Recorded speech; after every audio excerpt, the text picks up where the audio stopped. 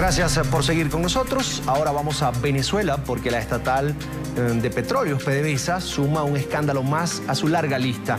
Luego que los directivos dieran a conocer el más reciente informe de la gestión anual de la compañía, en el cual aseguraron que sus ganancias en 2014 llegaron a los 128.439 millones de dólares. Expertos en análisis financiero, como la organización Inter-American Trends, revelaron que las cifras son infladas debido a que el valor real de la renta petrolera estaría sobre los 70.000 millones de dólares. El presunto maquillaje de estos números se estaría presentando con el objetivo de engañar a los inversionistas de Wall Street, que prevén un peligro en la manera como se está manejando uno de los activos más importantes para la nación bolivariana. Y le damos la bienvenida a Antonio de la Cruz, director ejecutivo de Inter-American Trends, organización que precisamente reveló el presunto maquillaje de cifras por parte de la estatal PDVSA. Él está con nosotros desde Washington, D.C. Una buena tarde, bienvenido. Buenas tardes, Carlos, y a la audiencia de NTN24 en Centroamérica, el Caribe y Suramérica. Señor de la Cruz, ¿cómo llegaron a esta conclusión? ¿Cómo lograron probar que esas cifras fueron maquilladas por parte de la directiva de Petróleos de Venezuela, PDVSA? Básicamente, Carlos, lo que hicimos fue estudiar los volúmenes de producción de la estatal y los préstamos que adquirió para poder alcanzar el valor de los 74.000 millones de dólares. La producción de PDVSA actualmente, la estatal la reporta para ese año de 2.780.000 barriles. Y asume que los volúmenes de exportación son 2.350.000. Dice, la diferencia entre la producción y el volumen de exportación es el consumo interno del mercado venezolano, que lo están calculando en 450.000 barriles día, cosa que es totalmente falsa porque todo el mundo conoce que Venezuela tiene un consumo interno de 650.000 barriles día. Entonces ya allí hay una diferencia que no están tomando en cuenta, que no se está exportando y que no está ingresando dólares al país por ello. El número que nosotros manejamos como producción real son 2.550.000 barriles, reconocidos por la OPEP y la Unión y la Agencia de Información de Administración de los Estados Unidos. Y si le restamos los 650.000 barriles de consumo interno, estamos hablando que los volúmenes reales de producción están alrededor de 1.800.000 barriles. Señor de la Cruz, de esa última cuenta que ustedes hacen, ni siquiera restan lo que PDVSA entrega por convenios, por ejemplo, con Cuba, Petrocaribe y otros países a los que pues le vende de una manera muy holgada.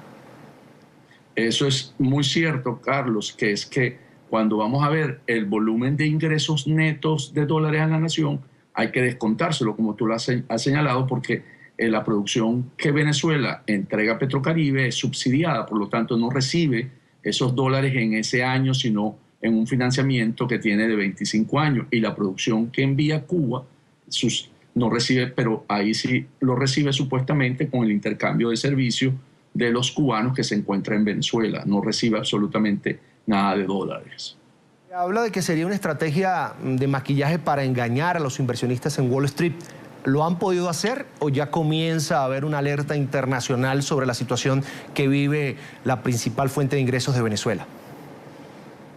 Es muy cierta tu afirmación. ¿Qué ocurre? Venezuela, como conocemos, ha venido cancelando todos sus compromisos de deuda externa al capital de Wall Street. Por lo tanto, el capital de Wall Street no le entrega un préstamo o no le reconoce los bonos emitidos, la emisión de bonos que quiere emitir Venezuela para poder financiar su capacidad de no tener dólares, y por lo tanto necesitan hacer creer en el mercado de Wall Street que la estatal sigue ingresando los volúmenes de dólares necesarios para tener confianza, porque el gobierno venezolano en ese sentido hoy es la mayor tasa de riesgo a nivel de bolsa, la tiene ahorita el Estado venezolano. Por lo tanto, no logra convencer a los inversionistas de Wall Street con esta cifra, Carlos. Señor de la Cruz, de estos 2.550.000 barriles que ustedes dicen ciertamente se están produciendo diarios en Venezuela, yo quisiera preguntarle, ¿han hecho este análisis en años anteriores? ¿Ha caído la producción en Venezuela?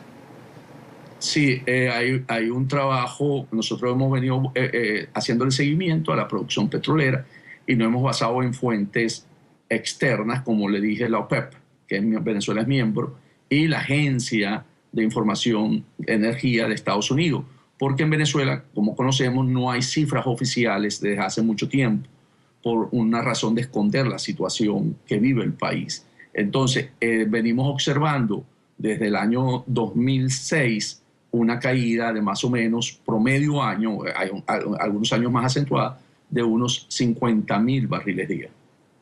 Ahora quisiera preguntarle, tomando en cuenta todo el panorama de esa realidad que ustedes han conseguido al investigar la situación de PDVSA, ¿la situación es de total riesgo? ¿Podría Venezuela quedar sin recursos en algún momento si la situación sigue así, si sigue cayendo la producción de crudo y además por la situación política misma que vive el país?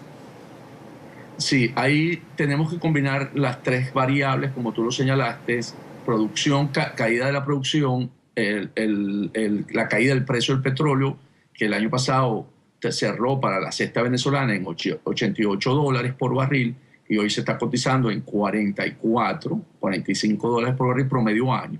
Entonces, con una caída del 50% del precio del petróleo significa un alto impacto para los ingresos de divisas del país, que para este año lo estamos estimando en 31.000 millones como global. Pero cuando hacemos lo que tú mencionaste, deducimos los volúmenes exportados a Petrocaribe y a Cuba, eso se va a convertir realmente alrededor de 20.000 millones de dólares, con lo cual Venezuela no tiene capacidad para sostener la parte de importaciones, la parte de pagos a deudores externos. Entonces, por eso es la gran crisis que atraviesa Venezuela en cuanto a cuenta corriente, la escasez de dólares que el gobierno no tiene. Señor de la Cruz, ¿en cuánto tiempo, si se puede hacer una estimación, Venezuela podría quedar ya a un paso del precipicio? Bueno, si vemos desde el punto de vista de Wall Street, que al paso del precipicio sería el default de no pagar la deuda, viéndolo desde el punto de vista de ese riesgo, Venezuela el 2016 la probabilidad de quedar en default es sumamente alta, porque este año ha venido vendiendo activos propios. Por ejemplo, empeñó el oro, 1.500 millones hace 3 semanas, ¿verdad? Quiere decir que parte de las reservas en oro que tiene Venezuela, que tenía afuera, las empeñó para recibir 1.500 millones de dólares. También comprometió la capacidad financiera de Citgo, a la que endeudó con 2.500 millones en enero. Y los pagos por parte de Petrocaribe de las deudas que tenían países como República Dominicana y Jamaica, lo están tratando de también hacer, la vendieron a un descuento de más del 50%. En el caso de República Dominicana, recibieron 2.000 millones. Entonces Venezuela se está quedando poco a poco sin activos a la mano y con alto riesgo como país. Los financiamientos son muy altos, por lo tanto el país podría estar en un alto riesgo para el 2016. Ahora, restando esos 1.500 millones que ya se empeñaron, como usted dice, parte de las reservas en lingotes de oro, ¿qué le estaría quedando a Venezuela de esas reservas que incluso Hugo Chávez en vida trajo a Venezuela? Ok, Venezuela tenía de esos 14.500 millones de dólares en oro, ¿no? En lingote de oro, como usted señala, de los cuales dejó afuera, Hugo Chávez no se lo trajo todo hacia Venezuela, dejó una parte en Londres, que es la que empeñaron, y le está quedando dentro del país alrededor de 13.000 millones de dólares. Lo que pasa es que para poder hacer una negociación cuando están dentro del Banco Central de Venezuela, no puede hacerlo directamente, tiene que hacerlo a través de lo que se llaman las casas, como una casa aseguradora, que por eso estaba en Lloyds, en Londres, en los bancos, porque son los que te aseguran, los que tienen el custodio de ese oro. Y como el mercado de oro está tan sensible para hacer esa transacción, tendría que tener la aprobación del Fondo Monetario Internacional. Entonces no es tan fácil vender el oro que tiene en Venezuela en este momento para poder seguir obteniendo liquidez, que es lo que no tiene en divisas. Entonces la tiene muy difícil porque no logra aumentar, porque la otra vía para conseguir dólares es aumentando la producción de crudo, y lo cual le ha costado mucho porque la no falta de inversión en los campos, en los yacimientos venezolanos por no tener divisa, es una caída del yacimiento que se conoce natural por el tiempo, el transcurso del tiempo. Ahora hablemos de las reservas líquidas con las que cuenta Venezuela. Han venido cayendo. ¿Qué significa esto para la economía y sobre todo la situación que vive Venezuela? Podría cerrar este año 2015 con una inflación sobre 100%. Sí, cuando caen las liquidez, ¿verdad? Las divisas líquidas, lo que ocurre básicamente es que afecta la importación de los bienes y servicios del país, porque son los que garantizan la importación de bienes y servicios, y también los compromisos de pago de deuda. Venezuela ha optado por pagar deuda este año y por lo tanto ha cancelado la deuda hasta lo que va del año. Y tiene compromiso de casi 7 mil millones de dólares de aquí a diciembre y los va a cumplir. De eso los análisis nuestros nos da que sí va a cumplirlo, porque acordémonos que el gobierno chino le dio un préstamo reciente también, le renovó un préstamo por 5 mil millones de dólares. Entonces, ¿dónde se ve afectado? Lo que se observa en Venezuela, la gran escasez, la importación, porque no puede pagar a los proveedores externos y por lo tanto no tienes en este momento importaciones para satisfacer la comida del venezolano, que es lo que está pasando realmente en Venezuela. ¿Es casi imposible o existe alguna fórmula con la que Venezuela pueda salir de esta crisis, de este panorama oscuro que usted narra, tomando en cuenta, como usted lo decía, que si no hay liquidez, no hay importación, siguen aumentando los precios de lo poco que queda en el país? ¿Cómo podría Venezuela salir de todo este panorama oscuro, de este panorama rojo, en este caso, del que vive el gobierno y, por supuesto, los venezolanos? Bueno, la manera de salir de este panorama oscuro, Carlos, es básicamente cambiando la política económica que tiene actualmente el presidente Maduro. La política económica tendría que estar orientada a reconocer el gran diferencial del precio de la gasolina que ocurre en Venezuela, como sabemos, vale centavos de dólares un galón.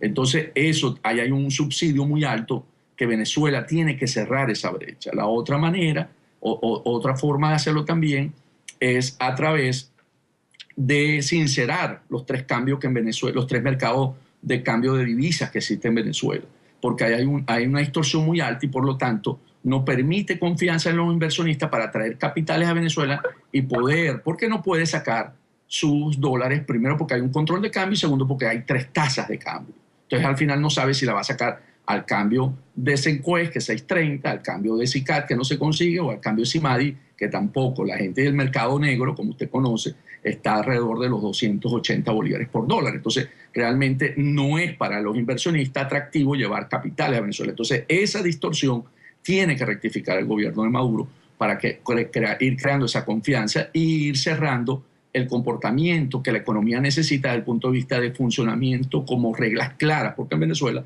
en este momento las reglas económicas no son claras.